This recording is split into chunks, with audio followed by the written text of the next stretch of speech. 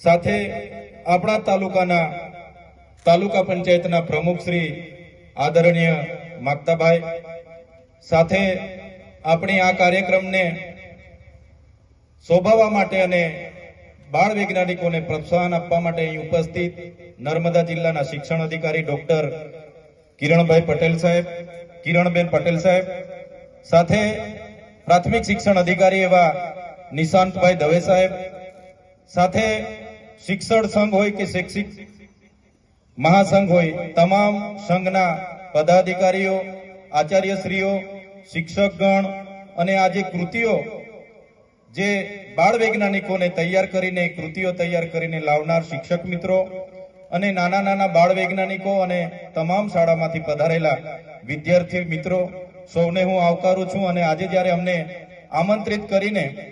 આ કાર્યક્રમને નિહાળવાનો અવસર મળ્યો છે ત્યારે આપ સૌનો આયોજનકર્તાઓનો હું આભાર પણ માનું છું। સાથીઓ, આપણે આપણી નજર સમક્ષ જોઈએ છે સવારથી લઈને સાંજ સુધી જ્યારે પણ જે પણ વસ્તુનો ઉપયોગ કરીએ છીએ તમામ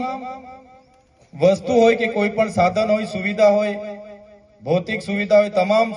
વસ્તુની શોધો પાછળ વિશ્વના અનેક મહાન વૈજ્ઞાનિકોનું વર્ષોની મહેનત છે, અનેક વૈજ્ઞાનિકોની બલિદાનોનું ફળ છે। સામાન્યમાં સામાન્ય વસ્તુ સવારથી ઉઠીએ બ્રશ ટૂથપેસ્ટ થી લઈને સાંજે સૂઈએ ત્યાં સુધી લાઇટ પંખાથી લઈને તમામ વસ્તુ જે પણ આપણને સામે દેખાય છે એ આ વૈજ્ઞાનિક શોધો છે। આજનો યુગ એક વૈજ્ઞાનિક યુગ તરીકે પૂરા વિશ્વમાં માનીએ છીએ ત્યારે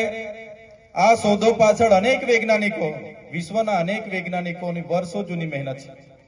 ત્યારે તેનું ફળ આજે આપણે ભોગવી રહ્યા છીએ।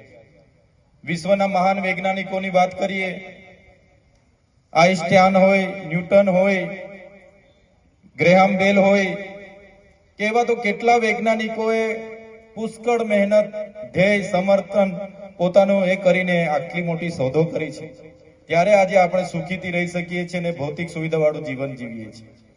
આપણા દેશના પણ મહાન વૈજ્ઞાનિકો મિસાઇલ મેન અબ્દુલ કલામ હોય, હોમી બાબા સાહેબ હોય, વિક્રમ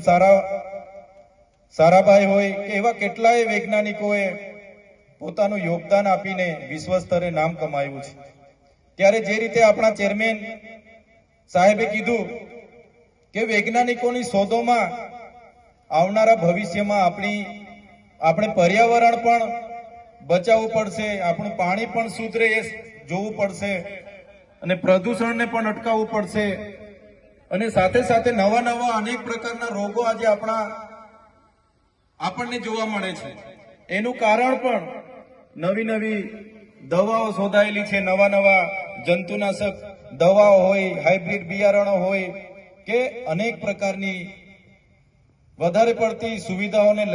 લઈને પણ અનેક પ્રકારની બીમારીઓ આજે જોવા મળે છે। ત્યારે મને પૂરો વિશ્વાસ છે કે આજની કૃતિઓ હજુ અમે જોઈ નથી, પણ જે પણ શિક્ષક મિત્રોએ પોતાની કૃતિ પોતાના બાળ વૈજ્ઞાનિકોને તૈયાર કરીને અહીંયા લાવ્યા છે એમાં આ બાબતોને પણ આવરી લીધી હશે કે આવનારા સમયમાં આપણું ધાન્ય પાકોને કઈ રીતના આપણે બચાવી શકીએ, રોગો સામે કઈ રીતના પ્રતિકારક શક્તિ પેદા કરી શકીએ, જમીનને કઈ રીતના બચાવી શકીએ, ઉર્જા શક્તિને કઈ રીતના બચાવી શકીએ, પ્રદૂષણ કઈ રીતના અટકાવી શકીએ, એવી અનેક કૃતિઓ અહીંયા આપણા બાળ વૈજ્ઞાનિકો લાવ્યા હશે એવો મને પૂરો વિશ્વાસ છે। સાથીઓ, આજે નાના બાળકો અનેક કૃતિઓ લઈને આવ્યા છે। આ કોઈ નાની વાત નથી। તમારા જેવા જ અનેક લોકોએ પોતાના આગવા અભિગમને કારણે આપણને અનેક શોધો આપણને આપી છે ને એના લાભ આજે આપણે લઈએ છીએ। ત્યારે આવનારા દિવસોમાં પણ આજે કૃતિઓ લઈને જે લોકો આવ્યા છે એમની શોધો જે પણ આવનારા ભવિષ્યમાં થશે, કદાચ આમાંથી ઘણા